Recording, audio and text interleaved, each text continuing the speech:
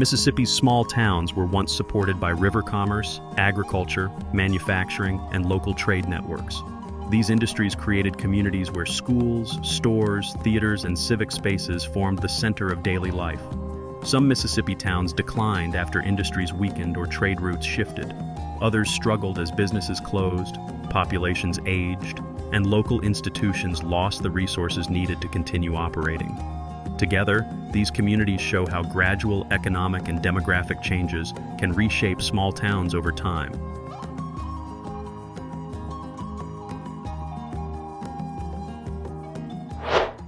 We begin in Alligator, Mississippi, a small town whose name suggests toughness but whose conditions are described in terms of long-term economic distress.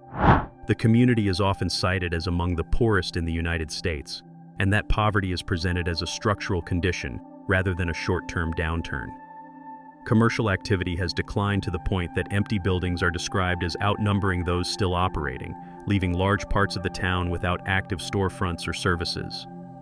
With a limited tax base, the town is described as struggling to maintain basic public functions. Routine needs such as road maintenance, school support, and municipal services are framed as difficult to sustain under persistent financial pressure. As businesses close and residents leave, the remaining economy becomes narrower, and the visible landscape reflects ongoing disinvestment. In this account, the town's decline is measured through vacancy, reduced services, and the gradual loss of residents over time.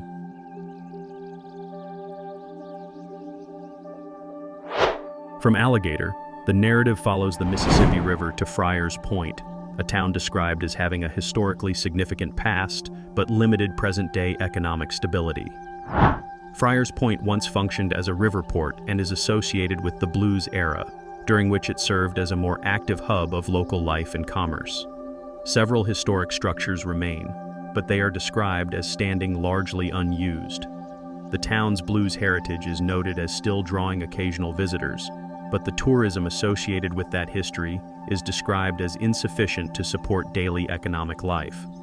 Physical connections to the town's earlier period are also described as deteriorating, including a bridge referenced as having largely collapsed. The town's present condition is framed as a continuation of outmigration, where history remains visible in buildings and memory, but does not prevent residents from leaving in search of stability and work.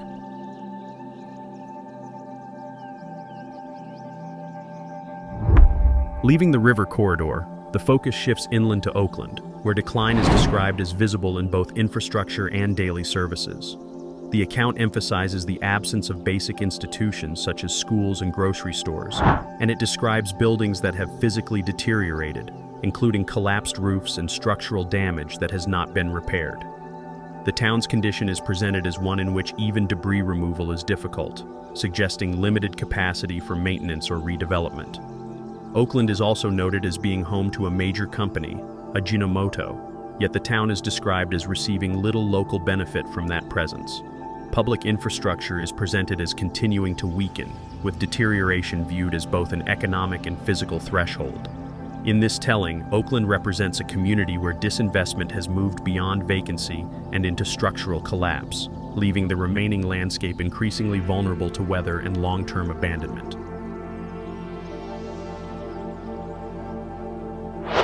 A short distance down the highway, the narrative shifts to Tchula, described as a town where long-term economic decline reinforces itself over time. For residents, it remains a hometown with personal ties and community identity. In the account presented here, however, the town's conditions are defined by very low household incomes and the practical consequences that follow. When income levels are too low to support routine maintenance, houses deteriorate, and some are eventually abandoned. As vacancies increase, local property conditions worsen, and the town's visible infrastructure becomes harder to sustain. Small businesses face similar pressures. When operating costs cannot be met, storefronts close, and the number of functioning services decreases. The result is described as a compounding cycle in which the loss of residents and businesses accelerates further decline.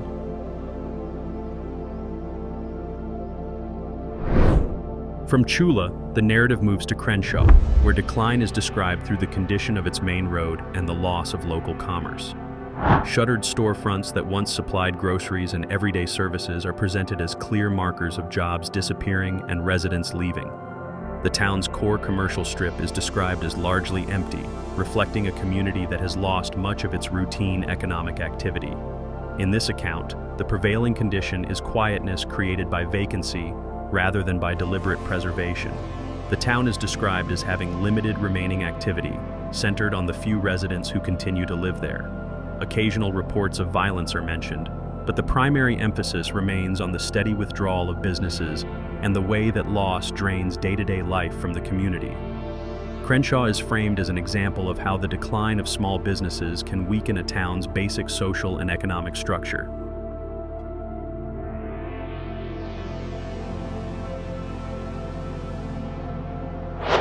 From Crenshaw, the focus shifts to Lake Cormorant, where decline is described as visible in the condition of older buildings and the changing use of the town center. Abandoned structures, including a former general store, are described as deteriorating and overgrown, with moss and peeling paint marking long periods without maintenance. The narrative emphasizes a shift in where daily life occurs. Activity is described as having moved toward the outskirts, while the town center has become largely inactive. In this account, the remaining buildings function more as traces of past commerce than as part of a current economic hub. Lake Cormorant is presented as a visual example of how, when a town's economic purpose diminishes, its central district can decline first, leaving an increasingly fragmented community pattern behind. Next is Sardis, a town described as still having the basic structure of a functioning community, but losing the spaces that once supported daily social life. The Sardis River is noted as a nearby feature that remains underused. At the same time, landmarks that previously served as gathering points, such as a movie theater and a large community center, are described as operating only minimally or no longer serving their earlier role. In this account, the decline is framed not only through economics, but through the weakening of shared institutions. When community spaces become inactive, residents have fewer reasons to remain connected to one another, and the town's routine social life narrows. Sardis is presented as an example where the erosion of public gathering places is treated as a central part of civic decline, alongside the broader pressures that reduce population and local activity.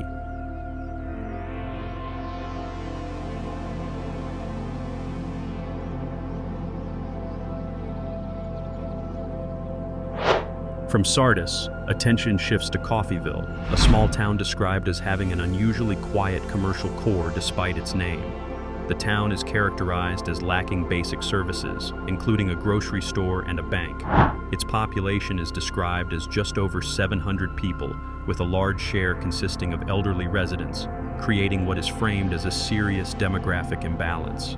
The account emphasizes the difficulty of sustaining renewal when younger residents do not return and new families do not settle. With limited opportunity and a reduced service base, the local economy is described as having slowed significantly. Even small-town festivals that once served as community anchors are described as occurring less frequently.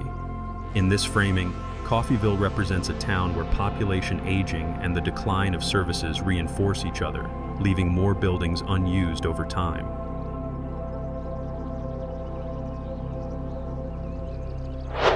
From Coffeeville, the narrative moves to Walls, a nearby town described as continuing to shrink even as visible civic symbols remain.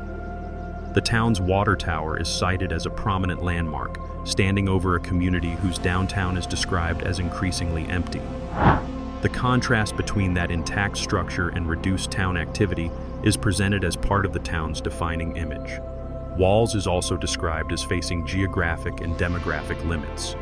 Homes are spread out, which reduces the density needed to support frequent social interaction or a larger commercial base. The town's decline is framed as gradual rather than sudden, with everyday activity slowly receding. In this account, Walls is presented as a community where physical markers of permanence remain in place, while the local population and economic rhythm continue to thin out.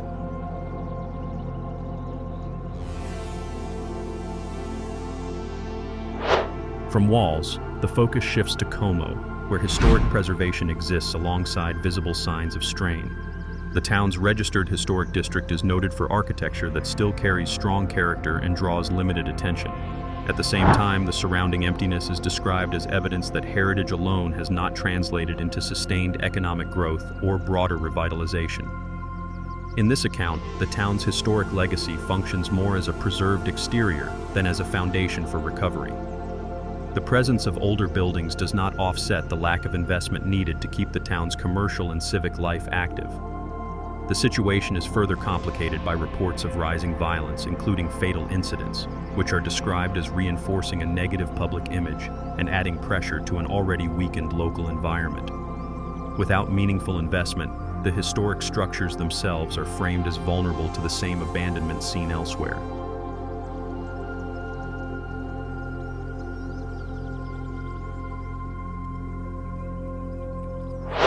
From Como, the narrative moves to Houston, a town described as facing decline while still serving as a county seat.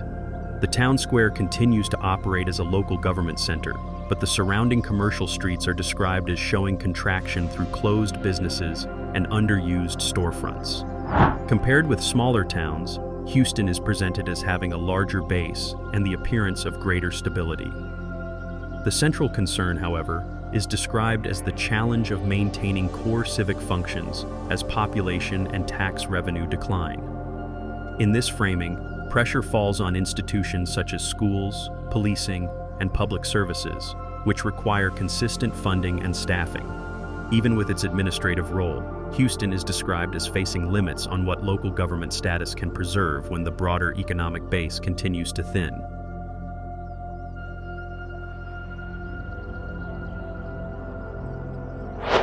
From Houston, the focus shifts to Bruce, where decline is described less through complete abandonment than through the weakening of the town center.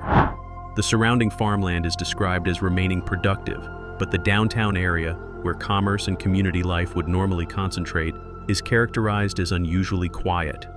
Bruce is described as having a population of more than 1,500 people, suggesting that the town is not empty. In this account, however, activity is concentrated on the outskirts rather than in the core, leaving the center underused and neglected. The town is presented as an example of how mechanized agriculture can remain economically functional without sustaining a busy local commercial district, reducing the role the town center once played in daily life and leaving its main streets increasingly inactive.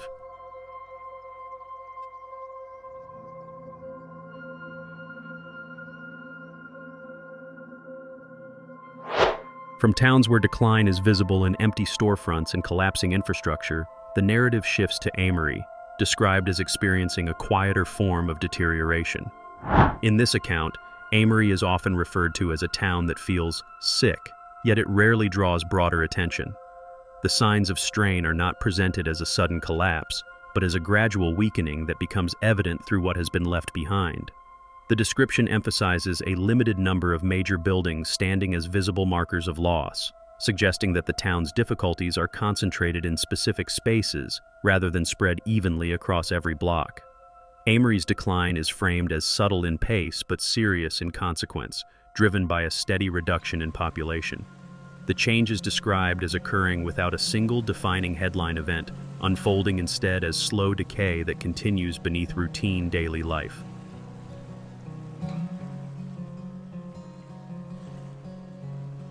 From Amory, the focus moves to Gatman, a very small community described as facing the fragility that comes with extreme scale. In a town this small, the closure of even one business or the departure of a single household can significantly alter what remains of local activity. The town is framed as being near a tipping point, where the loss of one more key element could make it effectively disappear as a functioning commercial community. Gatman is described as representing isolation rather than dramatic destruction. The risk is not tied to a disaster event, but to the cumulative effect of incremental loss in a place with limited population and limited capacity to replace what leaves. In this framing, the town's vulnerability comes from how quickly the remaining structure can unravel when the base is already thin.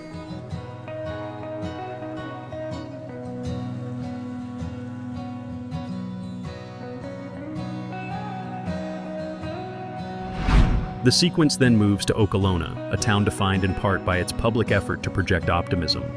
The town's welcome sign reads, "The little city that does big things," a statement presented here as an attempt to maintain civic pride despite visible pressures. At the same time, the town is described as facing increasing vacancy, with empty buildings becoming more prominent in the local landscape. The account emphasizes the strain on local government as it tries to sustain services for a shrinking population. Each business closure is described as reducing the town's prospects for recovery and weakening the visible core of community life. Okolona is framed as an example of a town attempting to preserve identity and dignity while confronting a continuing loss of commercial and civic activity.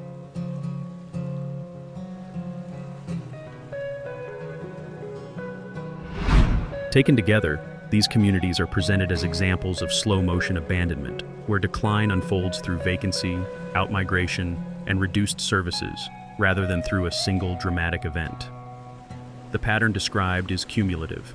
As buildings empty and institutions weaken, the remaining population has fewer supports and fewer reasons to stay. The overall theme is not sudden disappearance, but the gradual emergence of ghost town conditions within towns that still have residents, even as their infrastructure and economic base continue to contract.